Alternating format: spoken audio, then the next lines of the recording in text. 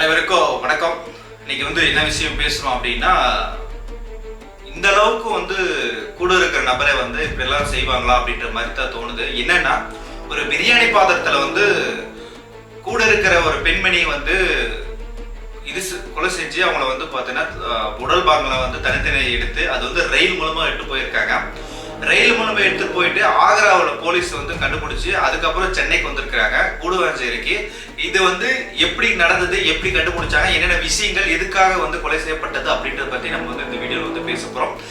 இந்த வீடியோ முழுக்க முழுக்க ஒரு கிரைம் பத்தி தான் பேச போறோம். பிடிச்சிருந்தா பாருங்க, இல்லைன்னா விட்டுட்டு வேற வீடியோ போங்க. கண்டிப்பா இந்த வீடியோ ஒரு நிறைய பேருக்கு என்னடா இப்படி எல்லாம் செஞ்சிருக்காங்களே அப்படின்ற மாதிரி தான் தோணும். ஏன்னா ஒரு பிரியாணி பாத்திரத்துல வச்சு அவங்கள பிரியாணி செய்யறதுக்கு முயற்சி பண்ணியிருக்காங்க அப்படின்ற ஒரு சில ஊடகங்கள்லாம் பேசிட்டு இருக்காங்க. அதெல்லாம் பார்க்கும்போது நம்மளுக்கு மனசு வருத்தமாயிட்டு இருக்குது. அந்த அளவுக்கு பார்த்தீங்கன்னா மிகப்பெரிய ஒரு மோசமான நிலையில நடந்துட்டு இருக்குது சென்னையில கூடுவாஞ்சேரியில நடந்த விஷயங்கள். இது எப்படி நடந்துச்சு, என்ன நடக்குது அப்படின்னு பாத்தீங்கன்னா, இந்த ஆகஸ்ட் 5ஆம் தேதி விடியற்காலையில 5 மணிக்கு சென்னை போற ட்ரெயின்.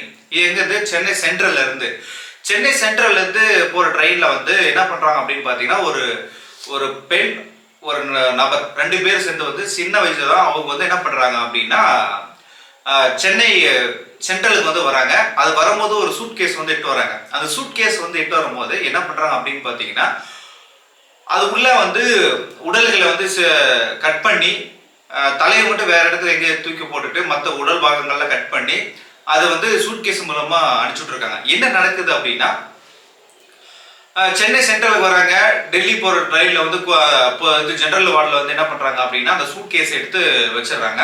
அந்த சூட் கேஸை வச்சுட்டு 5 மணிக்கு அந்த ட்ரெயின் டெல்லி நோக்கி பயணிச்சுட்டு இருக்குது. அடுத்த நாள் காலையில ஆக்ரா சென்று இருக்கும்போது சக பயணிகள்லாம் இன்னமும் ஸ்மெல் வருது, மிகப்பெரிய ஒரு ஸ்மெல் வருது அப்படின்னு சொல்லிட்டு யோசிக்கிறாங்க. அதுக்கப்புறம் ஒரு காலகட்டத்தில் அந்த இடத்துல சூட்கேஸ்ல இருந்து ஒரு சிவப்பு கலர் சூட்கேஸ் பேக்ல மட்டும் தான் ஸ்மெல் வருது அப்படின்ற விஷயத்தை கண்டுபிடிக்கிறாங்க. அதனால பொதுமக்களை டைரக்டா இது பண்ணாம ரயில்வே அதிகாரிகிட்ட இந்த விஷயத்த சொல்றாங்க. அவங்க அந்த பெட்டி சோதனை பண்ணி பார்க்கும்போது தான் தெரியுது அதுல உடல் ஒண்ணு இருக்கு அப்படின்ற விஷயம். அந்த உடல் இருக்கிற விஷயம் பார்த்தோம்னா மிகப்பெரிய ஒரு ட்ரெயின்ல பதட்டம் ஆயிட்டு இருந்த சூழ்நிலையில ஆகரட்டே போலீஸ் இதுல இருந்து அவங்க இருக்கிற உயர் அதிகாரிகள் எல்லாம் விசாரணை மேற்கொள்றாங்க. இது எப்படி என்ன நடக்குது அப்படின்னு சொல்லிட்டு. இது ரயில்ல வந்தனால யாரோ திட்டமிட்டு தான் இந்த விஷயத்த செஞ்சிருக்காங்க. இந்த செயலை கண்டிப்பா செய்யறதுக்கு யாருக்காச்சும் பாத்தீங்கன்னா பின்னாடி உடந்தையா இருக்கணும், கண்டிப்பா இருக்கணும், இந்த ரயிலே இருக்கணும், இல்ல வச்சு இது என்ன நடந்திருக்கும் அப்படின்னு சொல்லிட்டு யோசிக்கிறாங்க. யோசிக்கும் போது அந்த பேக்கை வச்சுட்டு எல்லா ரயில்வே ஸ்டேஷன்லயும் முயற்சி பண்றாங்க. இந்த எந்தெந்த ரயில்ல ஸ்டாப்ல கிடைக்கோ அந்த ரயில்ல முயற்சி பண்றாங்க.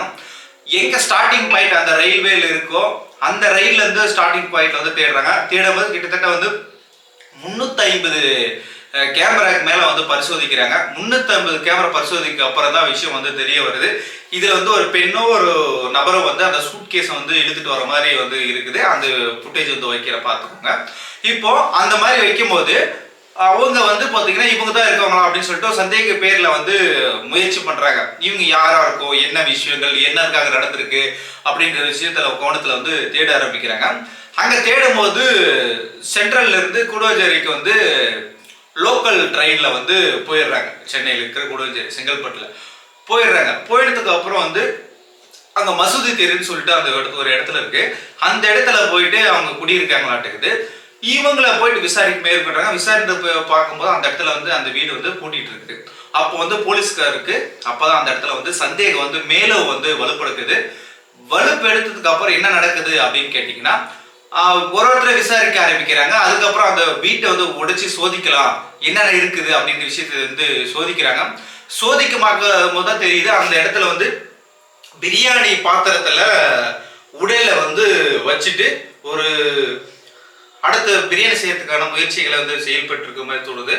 அந்த ரூம் வீடியோ பார்க்கும்போது ஒரு மிகப்பெரிய ஒரு சைக்கோ அந்த அளவுக்கு பாத்தீங்கன்னா அந்த ஒரு வீடு இருக்கிற மாதிரி தோணுது. அந்த இடத்துல அதிகாரிகளா பார்த்துட்டு ரொம்ப கொமட்டல் வாமிட்டு ஸ்மெல்ல ரொம்ப அதிகமா இருக்கும் போதுனால ரொம்ப இது பண்றாங்க. அவங்க என்ன செஞ்சிருக்காங்க அப்படின்னு பாத்தீங்கன்னா, பிரியாணி செஞ்ச பாத்திரத்துல உடல்களை எலும்புகளை மட்டும் போட்டுட்டு சதைகள் எல்லாம் எடுத்து அந்த சூட்கேஸ்ல வச்சுட்டு இருக்காங்க. அந்த அளவுக்கு பாத்தீங்கன்னா ஒரு கொடூரமான இந்த அளவுக்கு வந்து சைக்கோ இருக்காங்களா அப்படின்ற அளவுக்கு வந்து செஞ்சிருக்காங்க. இந்த அளவுக்கு செஞ்சுட்டு இருக்கும்போது போலீஸ் அதிகாரிகள் வந்து தீவிரமா தேடுறாங்க யாரு என்ன நபர் அப்படின்ற விஷயத்தை தேடும் போது அங்க வந்து ஒடிசா மாநிலத்தை சேர்ந்தவங்க 3 பேர் தங்கிட்டு இருந்தாங்க அப்படின்ற விஷயம் வந்து இப்போ அதிகாரிகள் தெரிய வருது.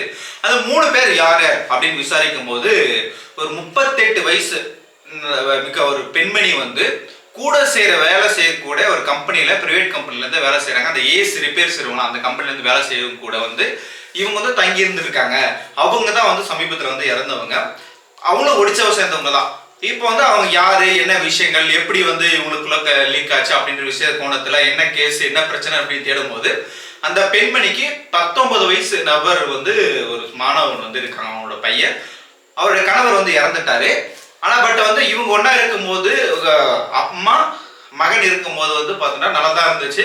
காலப்போக்கில் கூட வேலை செய்யக்கூடிய நபர்களுக்கு வந்து பழக்கம் ஏற்பட்டனால அம்மா வந்து மகனை மட்டும் விட்டுட்டு தனியா வந்து கொடுத்துறதுல வந்து 3 பேரை சேர்ந்து 2 பெண்மணி ஒரு நபர் 3 பேரை சேர்ந்து அந்த இடத்துல அந்த வீட்டுல வந்து வாழ்ந்துட்டு இருந்திருக்காங்க.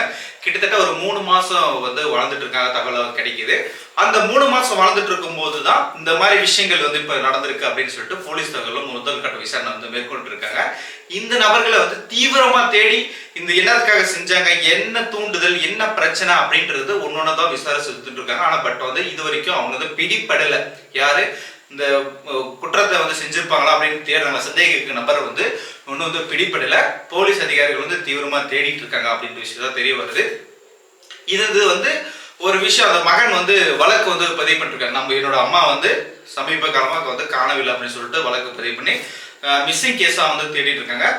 ஆக்ரா போலீஸும் வந்து தமிழ்நாடு போலீஸும் எல்லாம் சேர்ந்து மிக்ஸ் பண்ணி ஒரு தனிப்படை அமைச்சு அந்த இவங்க இந்த ஏங்கல் எங்கேயாச்சும் மறந்து இருக்காங்களா இல்ல வேற இடத்த எங்கேயா போயிருக்காங்களா அப்படின்ற மாதிரி தேடிட்டு இருக்காங்க. ஒரு ஆங்கிள் வந்து இவங்க ஒடிசாவுக்கே போயிட்டாங்களா இல்ல சொந்த ஊருக்கு போயிட்டாங்களா அப்படின்ற ஆங்கிள் வந்து நிறைய விஷயங்களை வந்து தேடிட்டு இருக்காங்க. வந்து கண்டுபிடிக்க முடியல. அந்த மாதிரி சூழ்நிலை வந்து நம்மளோட கூடுவாஞ்சேரியில வந்து நடந்திருக்கு அப்படின்றது விஷயம் வந்து தெரிய வருது. கிட்டத்தட்ட வந்து 5ஆம் தேதி நடந்தது ஒரு 10-20 நாளுக்கு மேல பக்கம் ஆயிடுச்சு. 15-17-18 நாள் மேல ஆயிடுச்சு. இந்த அளவுக்கு ஆனதுக்கு அப்புறம் இந்த விஷயம் வந்து சோசியல் மீடியால வந்து பயங்கர பேசப்பட்டு இருக்கு. ஒரே ஒரு விஷயம் நாம் வந்து என்ன சொல்ல வரோம் அப்படின்னு கேட்டீங்கன்னா நீங்க வந்து ஒரு தனிமையில வாழ்றீங்க தனியா இருக்கிறீங்க அப்படின்னா இந்த மாதிரி பிரச்சனைகள் வந்து வரதான் செய்யும். நான் என்ன சொல்றேன்னா 100ல 80 பேர் வந்து தனியாக வாழ்றீங்கன்னு வச்சுக்கோங்களேன். எக்ஸாம்பிள் சொல்றேன். நீங்க வந்து கணவரோட இல்லாம தனிப்பட்ட முறையில வேறோட ரிலேஷன்ஷிப்ல வந்து வாழ்றீங்க அப்படின்னா ஒரு காலகட்டத்தில் இந்த மாதிரி பிரச்சனை வந்து 80% மேல வருது அப்படின்றது நிறைய சர்வேகள் சொல்லுது. நிறைய விஷயங்கள் வந்து தெரியுது. இந்த மாதிரி இருக்கும்போது ஒரு கண்டிப்பா வந்து ஒரு சேஃப்டியான ஜோன்ல தான் இருக்குங்களா அப்படின்றது வந்து இது பண்ணிக்கோங்க. ஏன்னா வந்து நிறைய விஷயங்கள் வந்து நாட்டில் வந்து நடக்குது. நிறைய பேருக்கு இந்த விஷயங்களே தெரியறது இல்லை. அதனால முடிஞ்ச அளவுக்கு எல்லாருக்கும் இந்த விஷயத்தை வந்து தெளிவுபடுத்துங்க. ஒரு சூட்கேஸ்ல ஒரு பெண்மணியை வந்து இந்த மாதிரி கொடுமைப்படுத்தி அடிச்சு ஒரு இவங்க கேஸ்ல தப்பிக்கிறதுக்கு இந்த சூட்கேஸ் ஒன்று போட்டுட்டு ரூம்ல வச்சு இந்த பிரியாணி செய்யறது இந்த மாதிரி விஷயங்கள்லாம் தமிழ்நாட்டில் நடந்திருக்கு. இந்த மாதிரி நடக்கக்கூடாது. கண்டிப்பான தண்டனை வந்து கிடைக்கணும் அப்படின்றது என்னோட கருத்து. இந்த வீடியோ இதோட முடிச்சுக்கலாம். ஒரு நல்ல வீடியோல சந்திக்கலாம்னு எதிர்பார்க்குறேன். ஆனால் பட் வந்து இந்த மாதிரி தொடர்ந்து வீடியோக்கள் வருது அப்படின்னு சொல்லிட்டு இந்த வீடியோ முடிச்சுக்கலாம். நெக்ஸ்ட் வந்து சந்திக்கலாம்.